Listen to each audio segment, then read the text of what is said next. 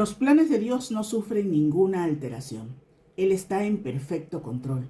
Todo se cumplirá exactamente en la hora y fecha prevista, según las predicciones de su palabra. Abriré en parábolas mi boca. Declararé cosas escondidas desde la fundación del mundo. Citando al profeta Asaf, nuestro Señor Jesucristo declara este salmo antes de revelar la interpretación de la parábola del trigo y la cizaña de Mateo 13, donde, haciendo una asombrosa exposición, emplea la analogía de la cosecha para mostrarnos lo que será el día del juicio final. A lo largo de la historia, la cizaña, desde la perspectiva de la parábola de Jesús, ha superado al trigo en enormes porcentajes.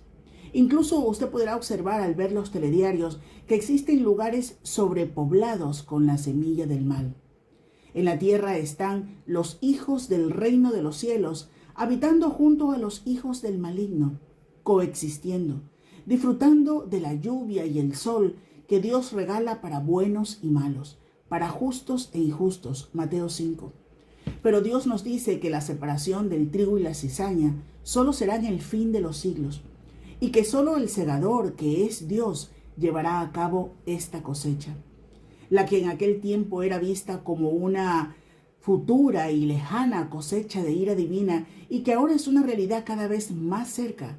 Es el tema de nuestro estudio del día y se encuentra en la última parte del capítulo 14 en el libro de Apocalipsis, en los versículos del 14 al 20 que leemos. Miré, y he aquí una nube blanca, y sobre la nube uno sentado semejante al Hijo del Hombre, que tenía en la cabeza una corona de oro y en la mano una hoz aguda.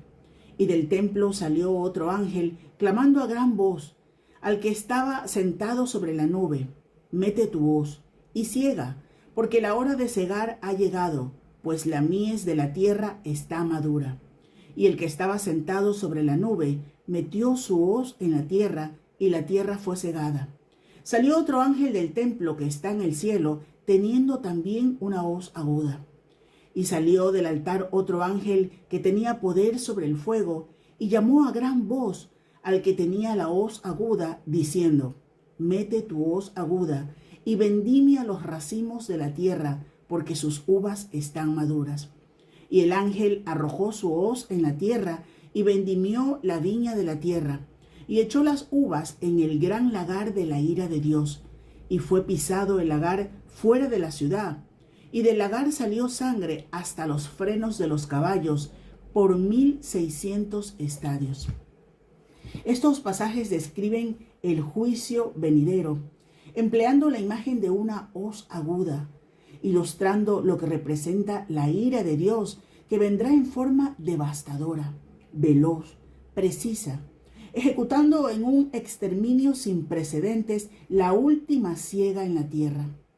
La siega representa el juicio de Dios, donde los segadores, que son los 3 ángeles que aparecen en esta visión, obedeciendo el mandato de Dios, ejecutarán sentencias sobre los incrédulos. A la visión de la cosecha del trigo le sigue la cosecha de la uva, y ambas son cosechas de justicia. Cuando todas estas cosas suceden, es porque el tiempo de gracia ha terminado. La tierra está madura y lista para el juicio.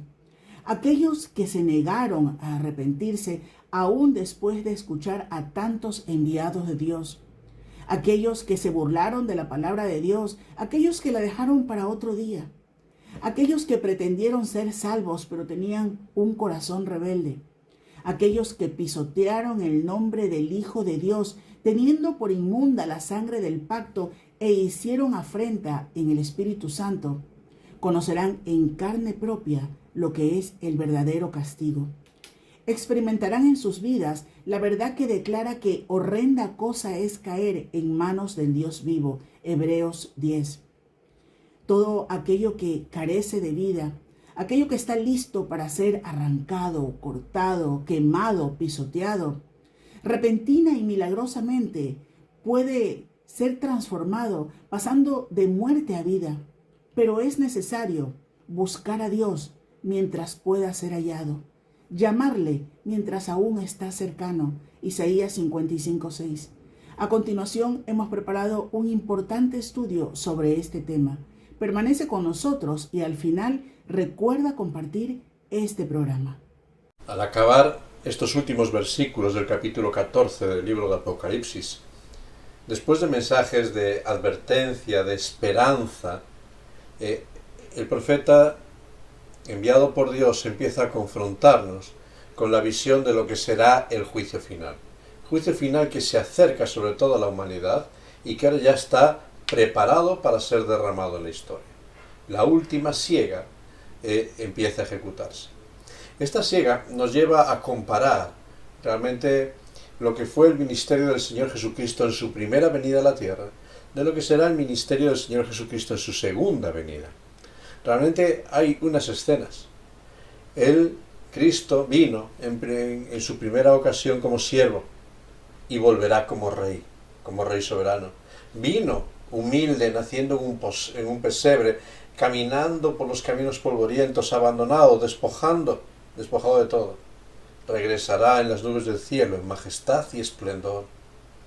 Vino para buscar y salvar lo que se había perdido. Regresará para juzgar el que le ha rechazado. Vino como el sembrador que trajo la voz del Evangelio, esa buena semilla. Volverá como el segador a recoger la cosecha y a separar lo que nos sirve. Vino en humillación, dice Filipenses capítulo 2. Regresará en gloria. El juicio de Dios llega a la historia de la humanidad. Y aunque no nos gusta, es una realidad que constantemente por las páginas de la Escritura desde antaño está siendo avisado para cada uno de nosotros. Es el tema central, no de este pasaje de Apocalipsis 14, versículos 14 al 20, sino es el tema central de toda la Biblia. Hay un tiempo señalado. Juan el Bautista, el predecesor del Cristo, allí en Mateo 3:7 se nos dice que él proclamaba: ¿quién os enseñó a huir de la ira venidera? Hablaba ya de una ira que esperaba aquella sociedad. Jesús mismo constantemente habla de ese juicio.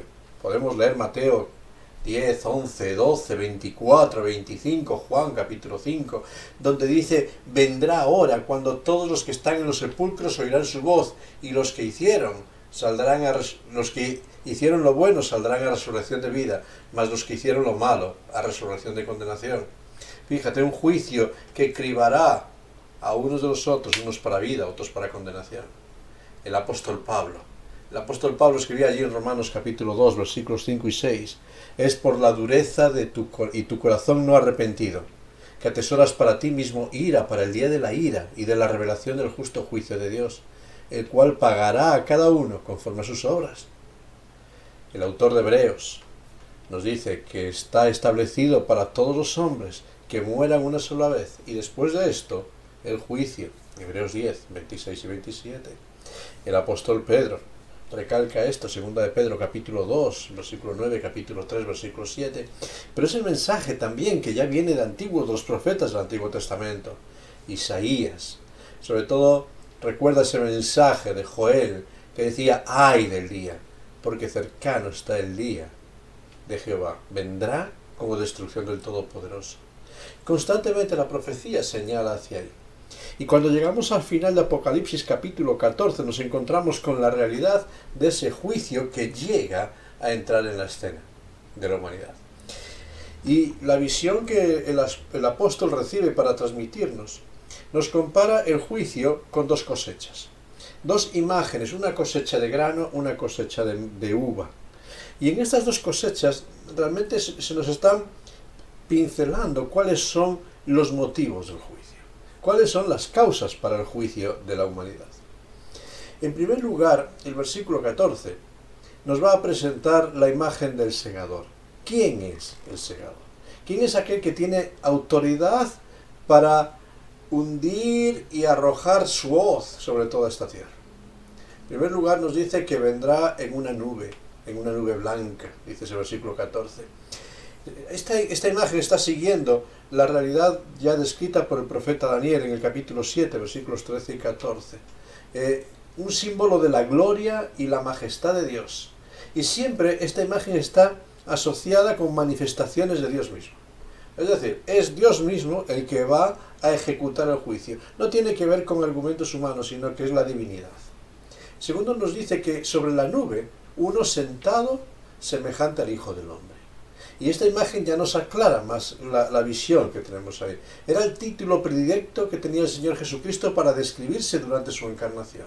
Mateo, capítulo 8, versículo 20, capítulo 9, versículo 6, capítulos 24, 27, versículos 27 y 30.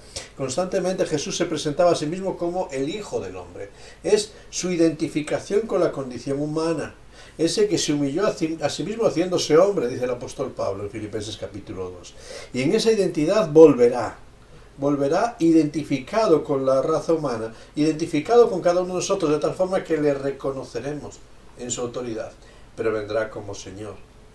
Es la última vez, fíjate, en este momento que se va a utilizar este título en el Nuevo Testamento, y que realmente nos contrasta con la primera ocasión en que fue utilizado.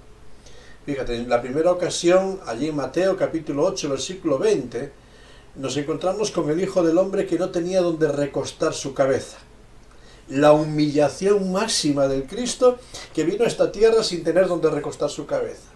Sin embargo, en esta segunda visión, ahora en Apocalipsis 14, la última vez, nos encontramos al Hijo del Hombre que viene para tomar posesión de toda la tierra que le pertenece. Fíjate, el que se despojó a sí mismo, ahora viene como el dueño de todas las cosas. Este es el segador que se nos presenta. ¿Qué más se nos dice de este segador? Que viene también en su cabeza con una corona de oro. Y es interesante notar que el término que está usando aquí el apóstol es el término estéfanos, para definir una corona. Estéfanos era la corona que se entregaba a los vencedores en la guerra o en una competición deportiva. No era la diadema del rey, sino que era aquella corona del vencedor.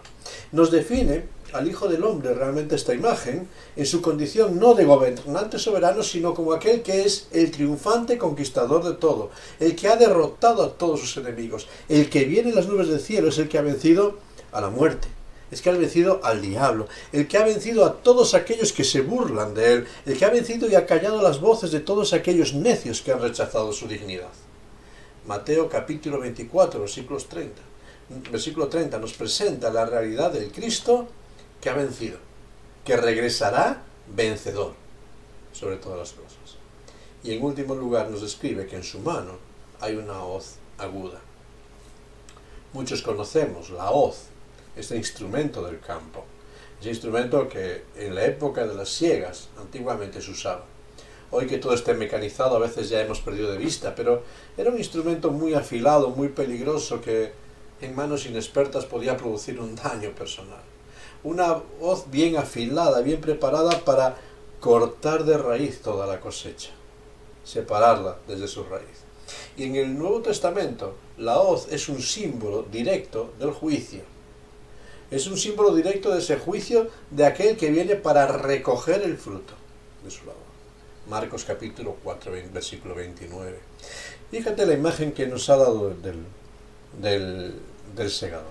Es Dios mismo, el Dios mismo que se había humanado en Cristo, es Cristo mismo que viene sobre todas las cosas, es Cristo mismo que viene con la identificación con la raza humana, como el Hijo del Hombre, que viene incluso coronado como el que ha vencido sobre todas las debilidades y todo el pecado y la muerte y sus consecuencias, ha vencido y ha traído su victoria, y que ahora viene equipado con la hoz, preparado para dictar su juicio. Ahora, cuando vemos versículo 15 en adelante, dos imágenes de juicio, y estas dos imágenes vienen precedidas por un llamado de los ángeles. No es que los ángeles tengan que ordenar a Dios mismo cuando tiene que ejecutar sus juicios, sino que en la voz de los ángeles y en el origen de esta voz se nos está explicando algunos de los argumentos por los cuales el juicio viene a la tierra. Es las causas por las cuales la hoz tiene que ser hundida y arrojada sobre esta tierra. ¿Por qué llega el juicio sobre la humanidad? En primer lugar, el primer ángel nos dice que salió desde el templo. Versículo 15. Desde el templo. El templo es el centro de la presencia y la morada de Dios. Todo lo que tiene que ver con la gloria, con la identidad, con la existencia de Dios, está centralizado en lo que es el templo. Dios y su existencia. La existencia de Dios está en la base del juicio. En muchas ocasiones el hombre ha pasado tiempo cuestionando, dudando y rechazando la existencia de Dios. La humanidad ha intentado negar, por medio del conocimiento, de la filosofía, de la razón, la existencia de Dios. Y constantemente hemos seguido el clamor de los sabios de nuestro tiempo diciendo: Dios ha muerto, Dios no existe. Y creemos esas voces en nuestro tiempo. ¿Es real? ¿Existe Dios o no existe? ¿Venimos de casualidades? ¿Somos fruto del azar? ¿O somos el fruto de la mente creadora del Dios vivo? ¿Cuál es el origen de todas las cosas? Y cuando nos dice este llamado, dice que el ángel clamó a gran voz al que estaba sobre la nube y dice: mete tu hoz y siega, porque la hora de segar ha llegado, pues la mies de la tierra está madura. Me llama la atención esta expresión final: la mies está madura, porque la cosecha estaba ya preparada, ¿o no? El término que se está usando en esta ocasión para madura, y vamos a ver que en el momento de la cosecha de la uva se usa otra palabra, aquí se está usando un término que es el término sheraima, que habla de algo que está seco, estropeado, agotado, que se ha pasado de madurez. Es decir, es una mies que ya no sirve para nada, no es útil ni recuperable, solamente sirve para ser recogida y quemada. ¿Sabes? Llega un tiempo en la historia de la humanidad en que la sociedad ha rechazado tanto, ha puesto en cuestión tanto la existencia de Dios, que la sociedad vive dando la espalda a Dios. Vive como si Dios no existiese. Incluso en aquellos que nos llamamos cristianos, hemos perdido en muchas ocasiones el temor de Dios, hemos perdido la reverencia de Dios, hemos perdido el sentido de dar la prioridad a Dios. El concepto de la negación de Dios ha arraigado tanto en el germen de la sociedad humana que todo está contaminado por ese pensamiento. E incluso nuestro estilo de vida, de aquellos que hablamos de Dios, muchas veces está dominado por este pensamiento de la no existencia. El haber negado a Dios, el haber negado la existencia de Dios es la primera causa del juicio. Y es la realidad que confrontará una sociedad que ha llevado el ateísmo a su extremo desmesurado. Bueno, permíteme decir, creo que no vivimos en una sociedad atea. Muchas personas hoy en día se jactan de ser ateos. Y yo me atrevo a decir que no hay ateos en nuestros días. Hay muchas personas que han decidido negar la existencia del Dios vivo, del Dios creador de todas las cosas. Pero habiendo negado a Dios, el ser humano, como decía Chesterton, ha pasado en creer a cualquier cosa y creer en cualquier cosa. Aquellos que negamos la espiritualidad, esta sociedad que niega la espiritualidad de creer en Dios, sin embargo está viviendo en la espiritualidad de lo esotérico, y leemos tarots, y creemos en todo tipo de horóscopos. Esa sociedad que niega la existencia de Dios, sin embargo cree en todo lo espiritual, fantasmas y demás dinámicas espirituales. Esa sociedad que niega la existencia de Dios, sin embargo se vuelca en practicar todo tipo de tradiciones ancestrales que están ligadas con la espiritualidad, en muchas ocasiones en nuestra tierra con el culto a los muertos y a los dioses de la muerte. Esa sociedad que niega la existencia de Dios y se jacta de su ateísmo ha caído en la práctica de todo lo que es la filosofía y cultura oriental, ligada a la espiritualidad también, y lo vemos como cultura, como relax. Y esa sociedad que se jacta de su ateísmo ha elevado al trono de la divinidad de su propio yo, su propio ego. Fíjate, una sociedad que se ha pasado en todo, ha rechazado completamente a Dios y se ha dejado llenar de todo tipo de idolatrías. Por eso, sin exageración ninguna, con toda sencillez, dice que el que estaba sentado en el trono metió su voz en la tierra. ¿Sabes? Llega un momento en el cual Dios va a cumplir con lo que ha dicho. Y durante décadas, durante siglos, durante milenios nos está advirtiendo, en su paciencia, no queriendo que ninguno perezca, esperando que todos lleguemos al arrepentimiento, sigue clamando, buscadme y viviréis. Pero si rechazamos al Hijo, si rechazamos a Dios, si negamos su existencia, cuando llegue el juicio no habrá esperanza.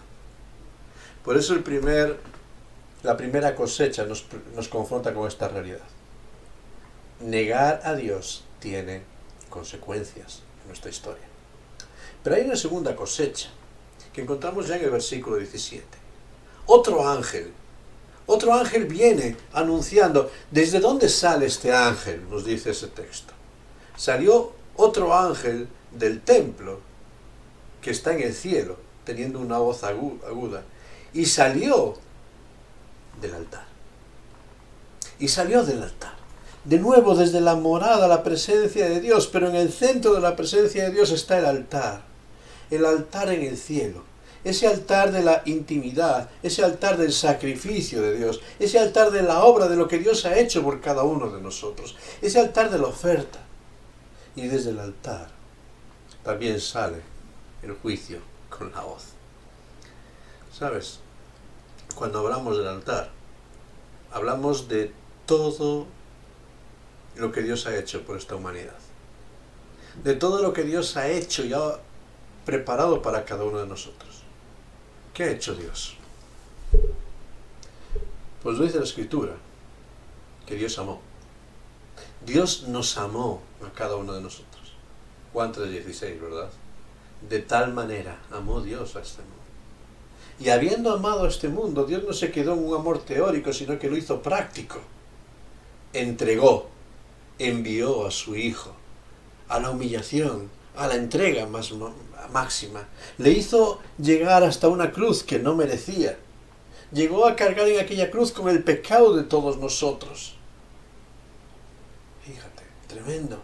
De tal manera amó Dios el mundo que ha entregado a su Hijo unigénito. ¿Qué hizo Dios? Nos regala. Para que todo aquel que en Él cree, para que todo aquel que acepta el regalo del altar de Dios, no se pierda, sino que tenga vida eterna. Para que todo aquel que realmente entra en el altar y acepta el sacrificio de Cristo, tenga perdón completo de sus pecados. Pero ¿qué hacemos con la obra de Cristo? Y tantas veces la cuestionamos, la rechazamos, la negamos, decimos, yo no necesito Salvador, yo no necesito que nadie trabaje por mí, yo solo puedo, yo controlo. Pero si rechazamos la obra de Cristo, ¿qué esperanza queda para cada uno de nosotros? El autor de Hebreos nos dice que no queda esperanza, sino una horrenda expectativa de juicio. Esa es la expectativa que nos habla en la segunda cosecha de la uva. Cuando despreciamos la sangre de Cristo derramada por nosotros, esa sangre que es ilustrada con la copa de la comunión. Cuando rechazamos la sangre vertida por Cristo, lo único que queda es que nuestra propia vida ha sido pisoteada en el lagar. Ha llegado el momento de la respuesta de Dios. Fíjate, y aquí se usa una segunda palabra en hebreo. Una palabra que es akmazo, para hablar de la madurez. Es decir, que va a llegar el tiempo de la plenitud. El tiempo en que es oportuno que ese fruto esté ya completamente maduro. Es el momento adecuado. En su paciencia, Dios aguarda. En su paciencia, Dios invita. En su paciencia, Dios espera a que lleguemos al arrepentimiento. Pero sabes, la paciencia de Dios no es ilimitada. Y hay un día en el cual la hoz que está advirtiéndonos que va a caer para cegar toda esta tierra. En aquel momento va a llegar a caer y después ya no habrá esperanza. La humanidad ha llegado al punto de desprecio de Dios, de rechazo de la obra de Dios, que ya no quedará más esperanza. Una advertencia tremenda. Y la siega llega. Y el lagar, ese lugar de concentración de las uvas recogidas, ese lugar que podía ser símbolo de prosperidad, pero que nos confronta con la realidad del juicio y que nos habla de la grandeza del juicio que se avecina, donde nadie podrá escapar, va a estar lleno y repleto. Y cuando vemos el lagar nos habla de un juicio final que será de devastación. No será una batalla, sino será un juicio de desolación sobre la humanidad, porque realmente nadie puede hacer absolutamente nada frente al Dios Todopoderoso. ¿Qué puede hacer la uva depositada en el lagar frente a los pies que la aplastan, que la pisan? ¿Qué podemos hacer nosotros frente a la autoridad del Dios soberano que viene para juzgar? Cuando Dios se levante para juicio, el hombre se arrodillará. El hombre caerá postrado. Toda la humanidad caeremos de rodillas cuando Dios se manifieste como el segador que llega a esta tierra. Caeremos de rodillas derrotados, con nuestro orgullo humillado, con nuestra arrogancia pisoteada, con nuestra soberbia resquebrajada. O podremos caer de rodillas adorando y diciendo gloria a nuestro Salvador. Y reconociendo con gratitud que no merecemos nada. Mientras Dios está sentado sobre el trono, el hombre se cree el dueño de su destino. Pero cuando Dios se levante de su trono y en las nubes del cielo descienda con la corona del vencedor y la hoz en la mano, el Cristo, el único que tiene autoridad de juicio final sobre la historia, se manifestará. Y entonces, ¿qué esperanza quedará para cada uno de nosotros? Si no hemos aceptado la gracia de Cristo, no hay esperanza. Por eso, quiero terminar invitándote a una consideración. Vivimos tiempos donde la cosecha se está preparada. El Señor Jesucristo advirtía a sus discípulos, ya en Juan 4:35, mirad los campos, porque ya están blancos para la siega. ¿Sabes? Mira los campos. Mira la realidad de la sociedad en la que vivimos. Mira quizás la realidad de tu propio corazón. Una sociedad donde el ateísmo, el gnosticismo, el cuestionarnos la realidad del Dios soberano y todopoderoso está al grado máximo. Donde el rechazo de la obra de Cristo, el burlarse de la obra de Cristo, también lo llena todo. Donde la necedad está acampando en el corazón de lo humano. Incluso, y permitidme este acotamiento, incluso en el corazón de los creyentes. En el corazón de aquellos que nos decimos cristianos y que permitimos que la necedad tome las riendas, donde nos tomamos a la ligera lo espiritual, donde nos cuesta escuchar la palabra de Dios, nos cuesta congregarnos, nos cuesta testificar, nos cuesta identificarnos y vivimos muy escondidos. La realidad es que la idolatría y el desprecio de Dios está alcanzando sus grados máximos. Esta sociedad está corrompida, corrompiéndose y corrompida. Y no vemos mucha solución. Y realmente el juicio se avecina. Por eso no creas esas voces que empiezan a poner fechas para la venida y el tiempo de la cosecha de Dios. Él vendrá como un ladrón en la noche, en el momento que no lo esperemos. No somos quienes, porque la fecha está en el solo conocimiento de Dios. Y ningún profeta, ningún mensajero, ningún ángel puede ponerse delante de ti para decirte tal día será. Está mintiendo. Porque el día y la hora solo Dios los conoce. No creas a los que te dicen, aún falta para la cosecha. La realidad es que nos enfrentamos, no sé cuándo, no sé cómo, pero toda la humanidad nos enfrentamos a un aterrador juicio. Quienes se niegan a creer en la realidad de Dios, quienes se niegan a aceptar la obra de Cristo, aprenderán en su propia carne la advertencia solemne y experimentarán la advertencia del autor de Hebreos. Hebreos 10:31 dice, horrenda cosa es caer en manos del Dios vivo. Por eso, en este día, de forma sencilla, quiero invitarte a que atiendas a la invitación. A la invitación que ya hace más de 3000 años que está resonando. Decía el salmista, honrad al Hijo, para que no se enoje y perezcáis por el camino.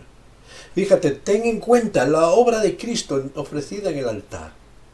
Honra a Cristo, acepta su sacrificio, para que no se enoje y perezcáis por el camino, pues se inflama de pronto su ira, y horrenda cosa es caer en sus manos.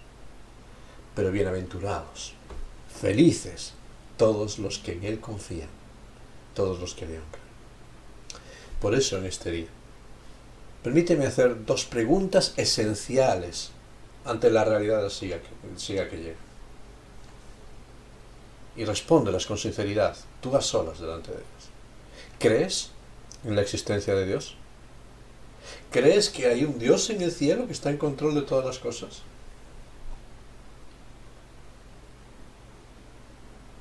Te invito a que escuches el sonido de la creación.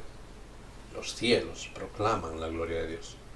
Los cielos te hablan de que hay alguien que está en el orden de todas las cosas. Una segunda pregunta.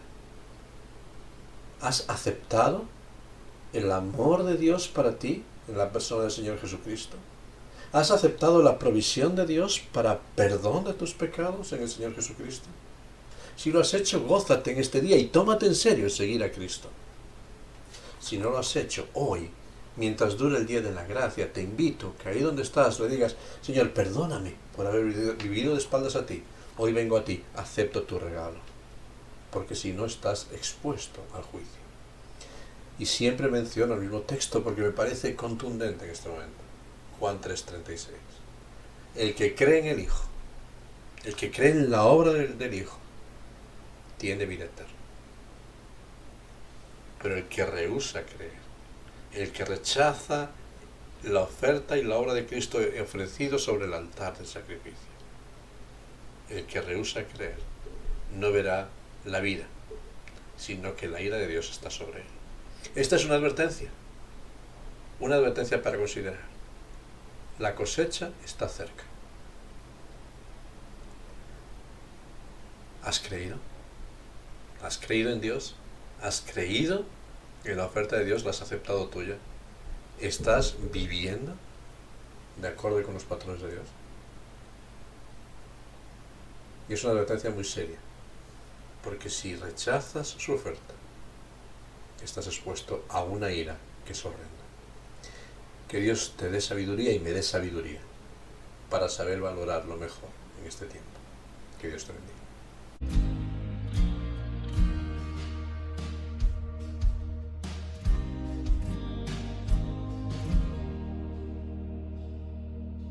Considera que siendo igual a Dios se despojó.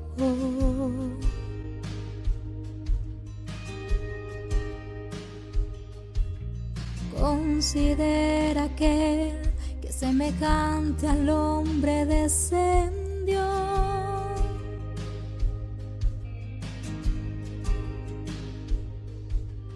Considera que se encarnó y debilidad sufrió.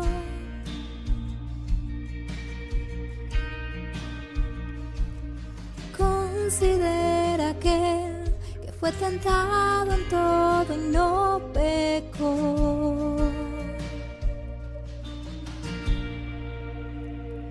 Con gran nube de testigos a la meta yo prosigo, por el gozo que hay delante correré, soportando el sufrimiento y despojándome de todo mi pecado y todo peso correré con los ojos en Jesús.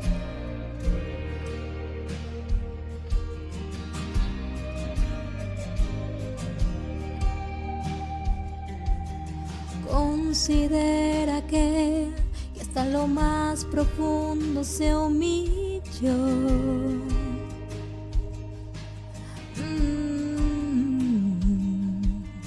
Considera que que despreció vergüenza y dolor.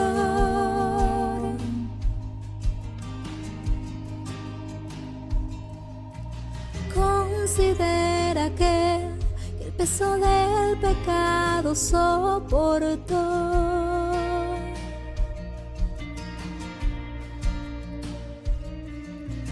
Considera que hasta la cruz la muerte padeció.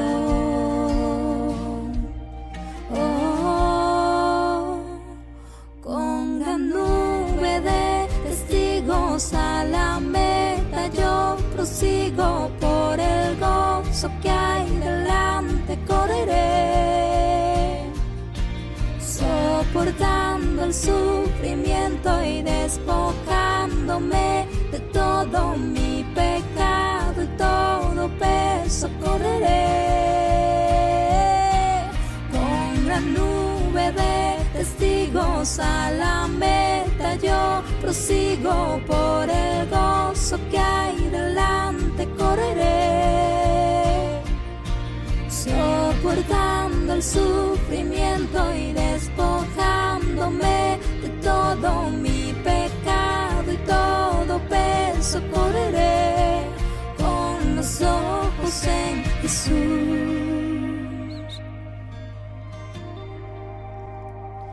El Cordero y León, el pecado y la muerte Él venció, el mediador, eterna paz, Él intercede ante el trono celestial, el autor consumador, mi fe preserva con poder, gracia y amor, el principio y final, por los siglos de los siglos reinará, con la nube de testigos a la meta yo prosigo, por el gozo que hay delante correré, soportando el sufrimiento y despojándome de todo mi pecado y todo peso correré, con los ojos en Jesús.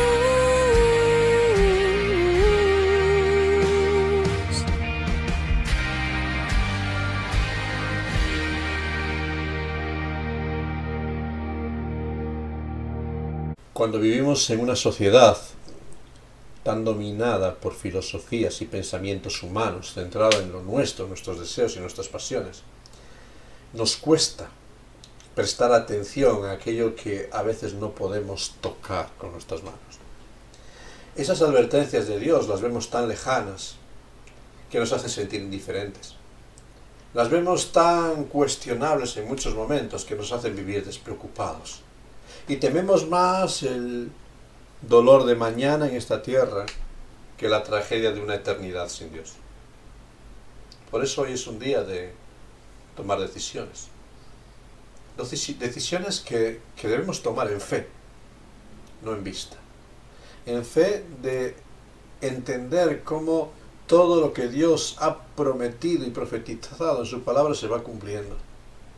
Y si vemos cómo se van cumpliendo todos estos hechos a lo largo de la historia, cómo estamos viendo cómo esta sociedad está ubicada hacia ese tiempo, y nos están advirtiendo que ese será un tiempo de juicio, ¿cómo no estar preparados? Porque la paciencia de Dios llega a un límite, su gracia se acaba, y después solo queda la expectativa del juicio. Está establecido para todos nosotros que muramos y después el juicio. ¿Y qué te esperará? Yo quiero pedir en este día y orar para que el Señor te dé sabiduría y me dé sabiduría. La Escritura nos dice que si alguno tiene falta de sabiduría, que la pidamos y Él nos la dará. Que nos dé sabiduría para creer, para escoger lo mejor. Que nos dé sabiduría para prepararnos frente a ese día que viene. Por eso te invito a que ahí donde estás le pidas a Dios sabiduría para contemplar los cielos y escuchar su voz, para ver el amor de Cristo en Cristo y aceptarlo en nuestras vidas. Sabiduría para cobijarnos bajo sus alas, porque ¿quién podrá mantenerse en pie cuando Él venga? Ninguno de nosotros, porque todos somos culpables, todos somos pecadores. Vamos a pedir al Señor que nos ayude y nos dé esa sabiduría. Padre del cielo, queremos en este día darte gracias. Gracias porque de nuevo tú nos adviertes, de nuevo tú nos confrontas, de nuevo tú nos haces pararnos delante de tu obra, de tu persona, delante de la realidad del juicio que vendrá. Y nos invitas hoy, aún en tiempo de gracia y de oportunidad, a reflexionar. Señor, danos sabiduría. Sabiduría para ponerte a ti en el primer lugar. Sabiduría para creer todas estas advertencias y prepararnos frente a lo que vendrá.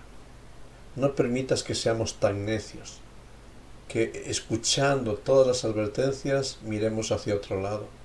No permitas que seamos tan necios de querer jactarnos de nuestra bondad o nuestra propia sabiduría y al final estrellarnos en nuestro propio fracaso.